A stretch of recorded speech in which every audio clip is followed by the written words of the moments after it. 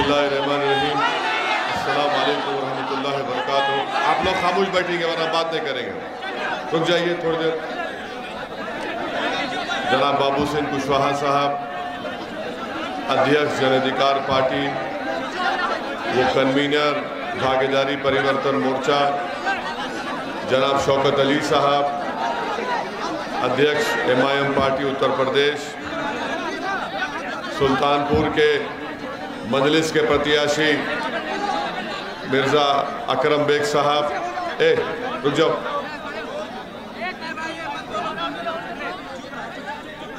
और उसौली से मजलिस के प्रत्याशी जनाब मजहर हुसैन साहब, मंच पर जन अधिकार पार्टी और मजलिस के तमाम जिम्मेदारान, मोअज़्ज़िज़ हाज़रीन इकराम, बुज़ुर्गान मिल्लत, मेरे गयूर नौजवान साथियों, मेरी इज़्ज़तदार माँ और बहनों, मैं आप तमाम का बेहद शुक्रिया अदा करता हूँ कि आपने अपना कीमती वक्त निकालकर आज के इस मीटिंग में शिरकत की। आप जानते हैं कि मजलिस इत्तेहादुल मुस्लिमीन, जन अधिकार पार्टी और दीगर 4 पार्टियों ने मिलकर भागीदारी परिवर्तन मोर्चा को बनाया, जिसमें हमने तय किया कि अगर उत्तर प्रदेश की जनता भागीदारी परिवर्तन मोर्चा के प्रत्याशियों को, उम्मीदवार को कामयाब करके सत्ता देती है, तो हमने तय किया कि इसका पहला मुख्यमंत्री 2.5 साल के लिए जनाब बाबू सिंह कुशवाहा साहब को मुख्यमंत्री बनाएंगे और 2.5 साल के लिए किसी दलित समाज से हमारे भाई को मुख्यमंत्री बनाएंगे। वहीं पर यह भी तय किया गया कि 3 डिप्टी चीफ मिनिस्टर होंगे, एक अल्पसंख्यक समाज का मुसलमान, एक निषाद समाज से और तीसरा पिछड़े समाज से एक शख्स को बनाया जाएगा। तो बाबू सिंह कुशवाहा और ओवैसी की ये लड़ाई सामाजिक न्याय की लड़ाई है। मैं आपसे अपील करने आया हूँ कि आप हमारा साथ दीजिए। ये हिस्सेदारी की लड़ाई है। हम कमज़ोर और मज़लूम अवाम को उनका हिस्सा दिलाना चाहते हैं और आपसे मैं अब गुजारिश और अपील करने आया हूँ कि आप अपनी हिस्सेदारी की लड़ाई में आप यहाँ से भागीदारी परिवर्तन मोर्चा के प्रत्याशी और मजलिस के उम्मीदवारों को अपना कीमती वोट देकर कामयाब करें। सुल्तानपुर विधानसभा से मिर्ज़ा अकरम बेग साहब का निशान पतंग का है और पतंग के निशान पर आप बटन दबाकर अपने इत्तेहाद और अपने सियासी शऊर और मिली जज्बे का सबूत दीजिए। मेरे अजीज़ दोस्तों और बुज़ुर्गों, आप जानते हैं कि सुल्तानपुर विधानसभा एक तारीख़ी विधानसभा है। ये मुकाम औलिया अल्लाह की सरजमीन है। दरगाह 5 पीरा के नाम से यहाँ पर औलिया अल्लाह आराम फरमा रहे हैं। ये मेरी खुशकिस्मती है कि मैं इस सरजमीन को फिर से आने का मुझे मौका मिला, जहाँ पर हज़रत अलाउद्दीन बल्खी और महमूद बल्खी रहमतुल्लाह अलैह के आस्थाने हैं। वहीं पर नकारा शरीफ में अल्लामा मंसा वारसी रहमतुल्लाह अलैह के भी आस्थाना है। ये मेरी खुशकिस्मती है कि मैं इस सरजमीन को आ सका हूँ। मेरी आपसे एक ही गुजारिश है कि सुल्तानपुर में बहुत से मसाइल हैं। ट्रैफिक का कंजेशन है, ख़ास तौर से ज़िले अस्पताल को जाने के लिए एक बहुत बड़ा मसला पैदा हो जाता है। 6 किलोमीटर की वो 2 लेन की रोड नहीं मालूम कब ख़त्म होगी। ऐसा लगता है कि सुबह क़यामत भी आ जाएगी, मगर वो 6 किलोमीटर की 2 लेन की रोड का काम मुकम्मल नहीं होगा। वाराणसी की रोड पिछले 5 साल से चल रही है, डबल इंजन की सरकार उस काम को मुकम्मल नहीं कर पाई। तातिया नगर से गोसाईगंज में माशाल्लाह पूरी रोड पर खड्डे हैं। रोड तो नहीं है मगर खड्डे नज़र आते वहाँ पर। सुल्तानपुर में किसान कोऑपरेटिव शुगर मिल का वादा बीजेपी सरकार ने किया था, मगर अब तक वो कोऑपरेटिव मिल बंद पड़ी हुई है।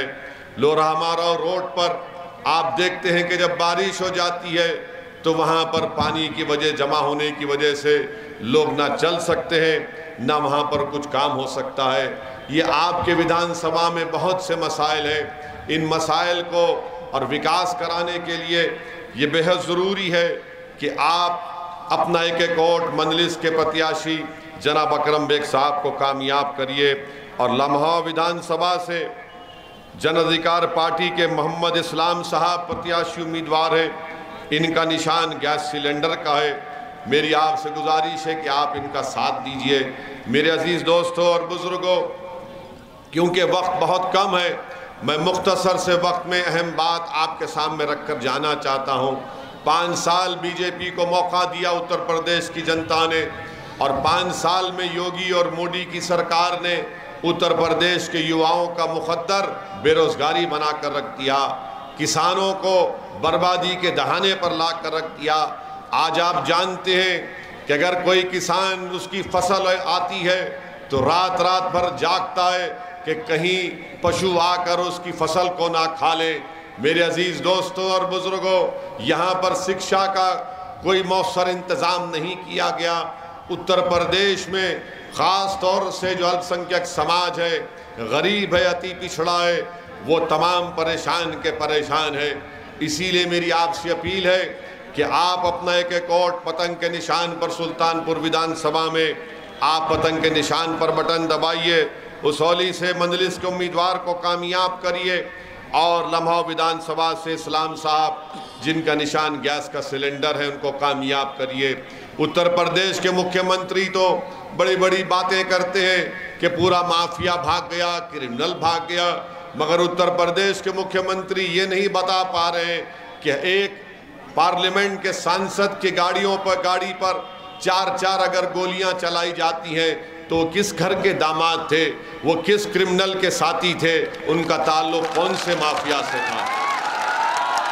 उत्तर प्रदेश के मुख्यमंत्री इस बारे में नहीं बताएंगे, मगर मीडिया को बताते हैं कि ओवैसी को जब वो भाषण देते हैं ज़रा एहतियात से बात करना पड़ेगा।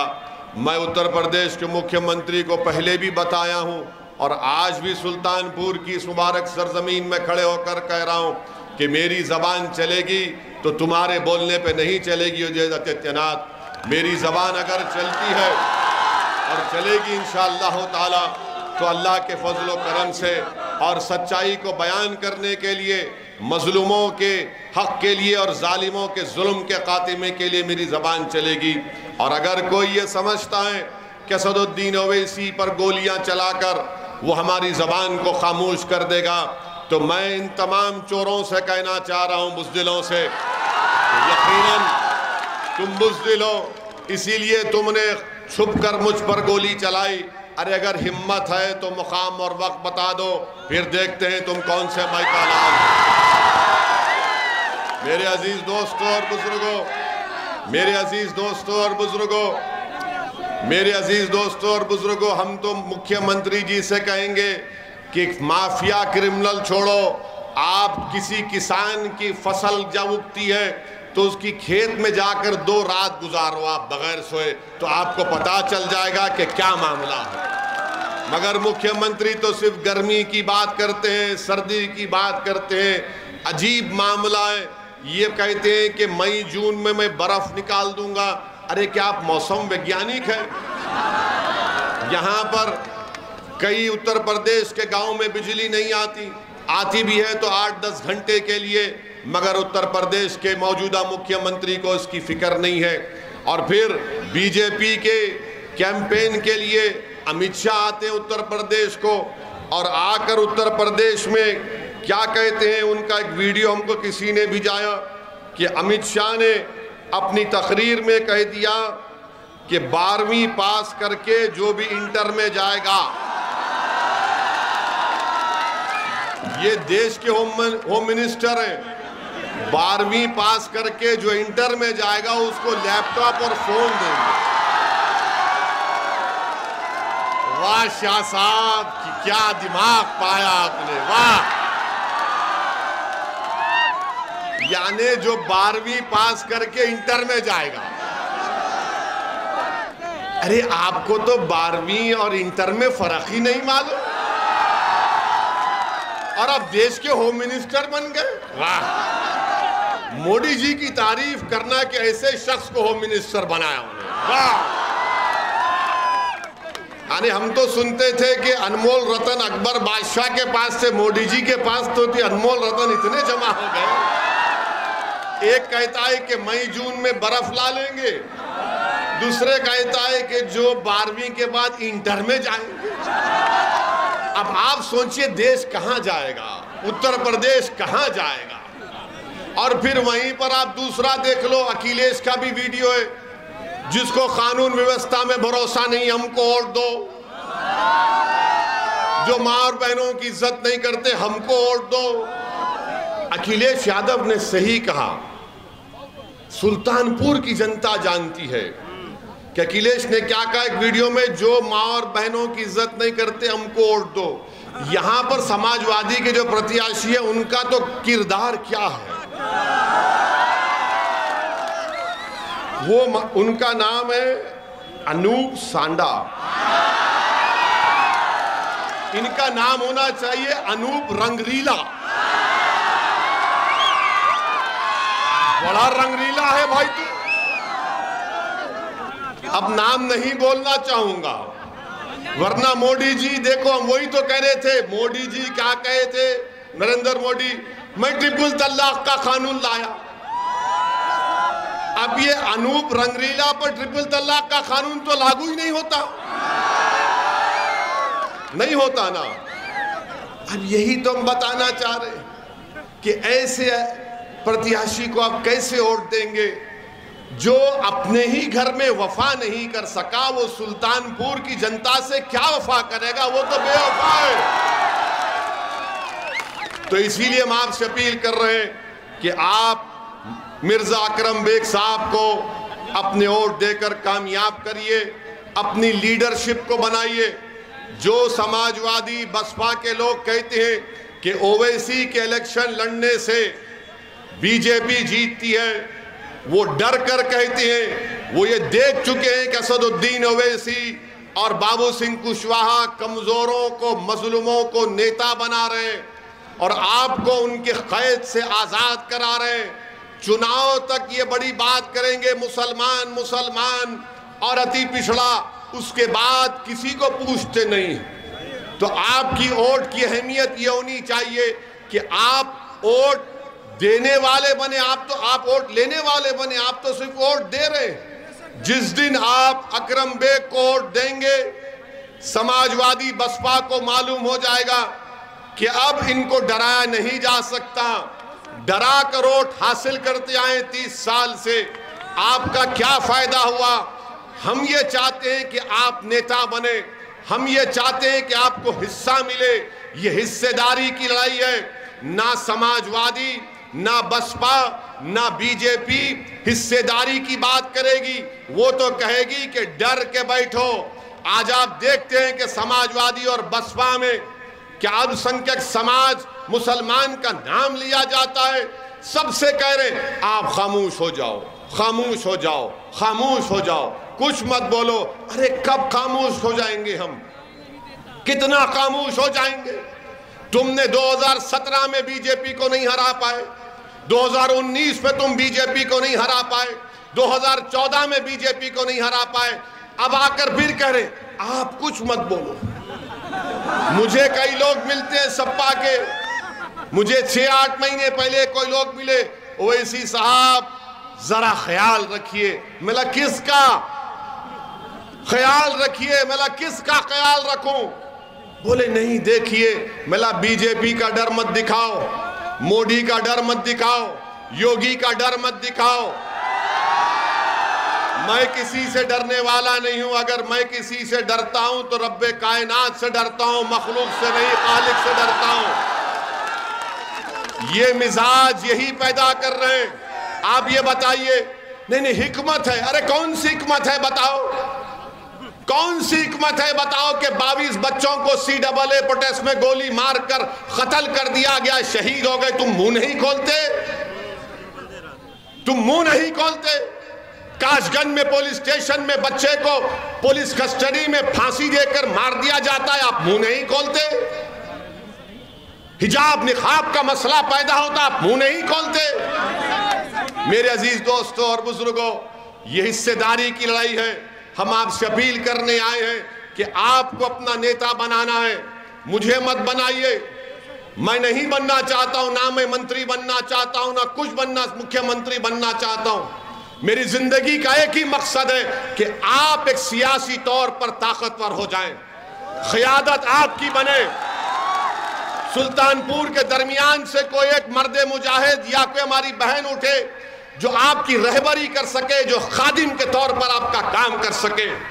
याद रखिए मेरी इस बात को, भारत की जमहूरियत की हकीकत यही है कि जिसका नेता होगा उसी की आवाज को सुना जाएगा। आपका नेता कोई नहीं है। आपने कभी सपा पर, कभी बसपा पर, कभी कांग्रेस पर भरोसा किया और नतीजा क्या निकला कि पीठ पर खंजर मारा गया, धोखा दिया गया, सामाजिक न्याय नहीं किया गया, इंसाफ नहीं किया गया, बच्चों को स्कूल नहीं मिला, नौजवानों को रोजगार नहीं मिला, गुर्बत का खात्मा नहीं बल्कि गरीबी हमारा मुकद्दर बन गया। इस तमाम चीजों का ताल्लुक है कि कि सियासी ताकत बनो, वोट डालते आए, अब वोट लेने की ताकत पैदा करो आप। इसीलिए हम आपके सामने अपील करने आए हैं कि सुल्तानपुर से मिर्जा करम बेग साहब और उसौली से मजहर हुसैन साहब और लम्हा विधानसभा से मोहम्मद इस्लाम साहब जो जन अधिकार पार्टी के उम्मीदवार हैं, आप गैस के सिलेंडर के निशान पर बटन दबाइए। आप हिस्सेदारी की लड़ाई में अपना हिस्सा अदा करिए ताकि आपकी अहमियत बढ़े। भारत की राजनीति में, उत्तर प्रदेश की राजनीति में आपकी कोई अहमियत नहीं है। बड़ी माजरत के साथ कह रहा हूं, मैं अपनी आदत से मजबूर हूं, मैं सच्चाई बयान कर रहा हूं।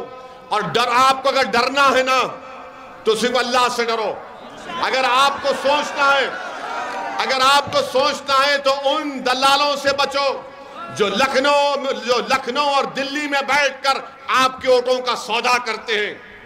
ये दलालों से बचो जो लखनऊ और दिल्ली में बैठकर आपके वोटों का सौदा करते हैं। ये वो सौदागर है, मेरी बात को ज़हन नशीन कर लो, जो पिछले 35-40 साल से कौम के नाम पर अपनी जेबों को भर रहे हैं, अपने मफादात का तहफ़्फ़ुज़ कर रहे हैं और आपके मुस्तक़बिल को बर्बाद कर रहे हैं।